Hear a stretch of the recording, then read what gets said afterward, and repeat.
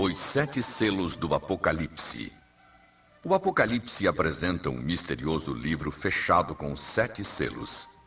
E Cristo é o único ser em todo o universo com capacidade para abrir o livro dos 7 selos.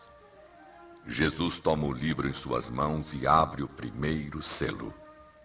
O apóstolo São João escreve: Vi então, e eis um cavalo branco, e o seu cavaleiro com um arco.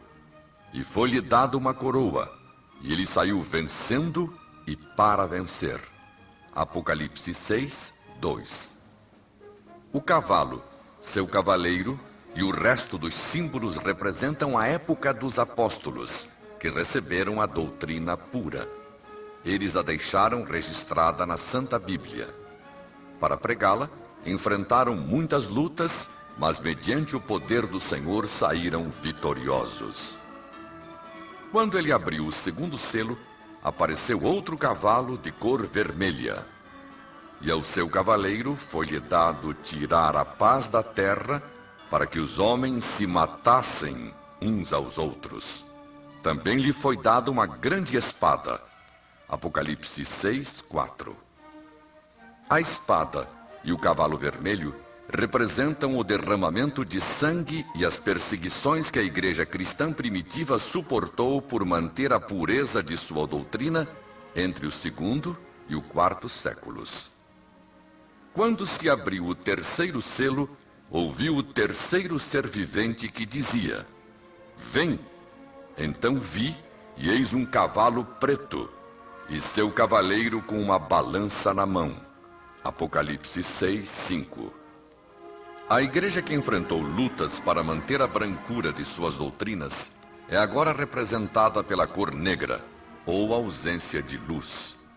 O negror muitas vezes representa, na Bíblia, as trevas morais, o pecado, a apostasia ou o erro. O cavalo preto corresponde ao período que vai de 313 a 538 de nossa era. Um espírito de materialismo e comercialização, representado pela balança nas mãos do cavaleiro, entraram na igreja durante essa época. A abertura do quarto selo mostra um cavalo de uma cor amarela, anêmica, e o seu cavaleiro, sendo este chamado Morte, e o inferno o estava seguindo, e foi-lhes dada autoridade sobre a quarta parte da terra para matar pela espada, pela fome e com a mortandade por meio das feras da terra. Apocalipse 6, 8.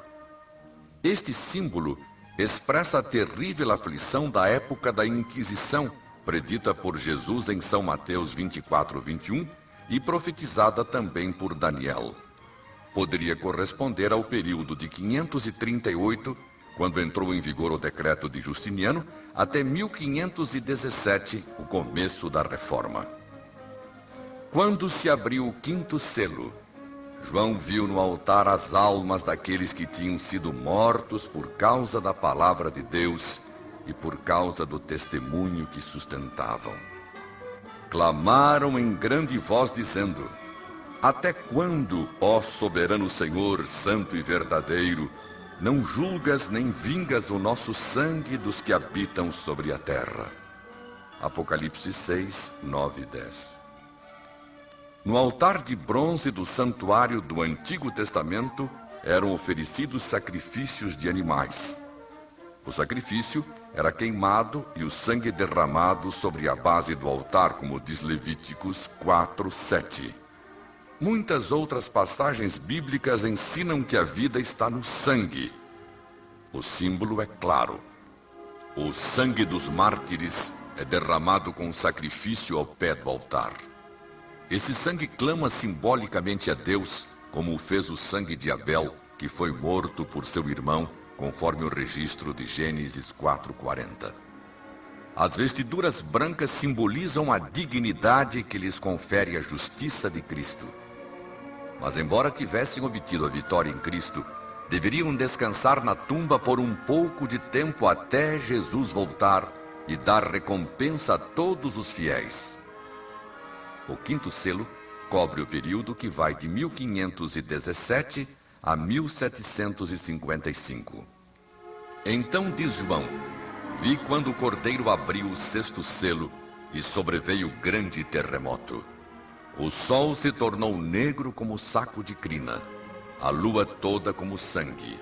As estrelas do céu caíram pela terra como a figueira quando abalada por vento forte deixa cair os figos verdes. E o céu recolheu-se como um pergaminho quando se enrola. Então todos os montes e ilhas foram movidos dos seus lugares. Apocalipse 6, 12 a 14. O grande terremoto foi identificado como o de Lisboa, de 1º de novembro de 1755. Poucos anos depois, em 19 de maio de 1780, ocorreria o escurecimento do sol. Por volta das 11 horas, começou a escurecer como se tivesse chegado a noite. Os homens deixaram de trabalhar. O gado mugindo voltou ao estábulo. As ovelhas balindo agruparam-se. As aves silvestres fugiram para seus ninhos. As galinhas voltaram para seus galinheiros. À noite, a escuridão foi tão densa que se uma pessoa levantasse a mão, não podia vê-la e nem sequer podia notar uma folha de papel branco. Citação da história do Ware, que se encontra na Biblioteca de Boston. Naquela mesma noite, e apesar de se desconhecer a razão científica, a lua apareceu vermelha cumprindo o terceiro sinal que haveria no tempo do fim, antes da segunda vinda de Jesus. Foi pouco depois, em 13 de novembro de 1833, que ocorreu a queda das estrelas, ou meteoros, como uma verdadeira chuva que durou a maior parte da noite. O cumprimento dos outros sinais acerca da época em que o Senhor voltaria demonstra que estamos na última parte do tempo do fim. Jesus revelou que voltaria em uma época de guerras mundiais. Porquanto se levantará nação contra nação, reino contra reino. São Mateus 24, 7. Também esclarece nosso Senhor Jesus que nessa época aumentariam os terremotos e que haveria fome. Por intermédio do apóstolo São Tiago, diz-nos que nesse tempo do fim haveria uma luta entre o capital e o trabalho, que haveria exploração do pobre e surgiriam movimentos de protesto e greves. O apóstolo São Paulo descreve os problemas sociais de nossos dias como sinais do retorno de Jesus. E será pregado este evangelho do reino por todo o mundo, para testemunho a todas as nações. Então virá o fim. São Mateus 24, 14. O cumprimento dos sinais bíblicos demonstra que muito em breve se abrirá o sétimo selo, que é a segunda vinda de Cristo. Esse dia será de desespero para os que rejeitaram a salvação. Os reis da terra, os grandes, os comandantes, os ricos, os poderosos, e todo escravo e todo livre, se esconderam nas cavernas e nos penhascos dos montes e disseram aos montes e rochedos: caí sobre nós, e escondei-nos da face daquele que se assenta no trono e da ira do Cordeiro, porque chegou o grande dia da ira deles. E quem é que pode suster-se? Apocalipse 6, 15 a 17. Mas esse também será o momento da libertação do povo de Deus.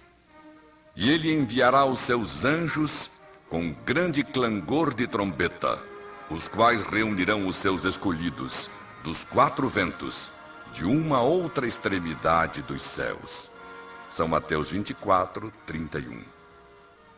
Nesse dia se produzirá a gloriosa e emocionante reunião de Cristo com seu povo de todos os tempos.